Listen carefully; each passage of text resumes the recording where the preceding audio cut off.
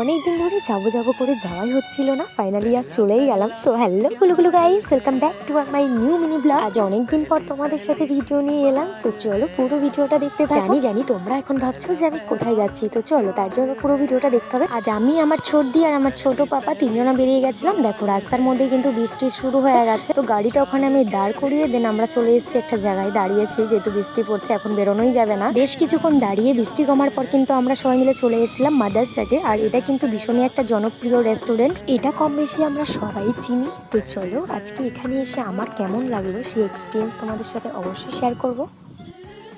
এদিকে দেখো আমার ছোট্ট দুষ্টুটা ভীষণ খুশি এখানে এসে। বেসিক্যালি আজ আমাদের কৃষ্ণনগরে বারোদলে মেলায় ঘুরতে যাওয়ার কথা ছিল, তো আমরা মেলাতে না ঢুকে আগে এখানে চলে গেছিলাম। তো এখান থেকে আমরা খাওয়া দাওয়া করে দেন আমরা আবার মেলাতেই যাবো। রেস্টুরেন্টে গিয়ে ভীষণ বড় একটা প্রবলেম আমার যেটা হচ্ছে কিনা, আমি কি যে খাবো সেটা আমি বুঝতেই পারি না। দেখো এখানে স্টার্টারে নেওয়া হয়েছিল ভেটকি মাছের কাটলেট, আর এখানে দেখো আমার পাপা ওই যে ভাঙছে কিন্তু ও খাবে না, ও এখন চকলেটটা নিয়ে ব্যস্ত, চকলেটটাই খেয়েছে, ওটা আর খাইনি। এরপর অর্ডার করা হয়েছিল একটা মাটন বিরিয়ানি, নান, আর সাথে ছিল কিন্তু চিকেনের একটা আইটেম, যেটা কিন্তু আমার এখন মনে পড়ছে না, সেই কারণে তোমাদের বলতে পারলাম না। চলো খেতে খেতে তোমাদের সাথে কিছু কথা শেয়ার করি যে আমার ওখানে গিয়ে এক্সপিরিয়েন্সটা কেমন আর কতটা ভালো লাগলো। আসলে আসার আগে আমার যতটা এক্সপেকটেশন ছিল এখানে আসা নিয়ে, মানে এই জায়গাটা নিয়ে, আমার আসলে পুরোটাই ভুল ধারণা ছিল।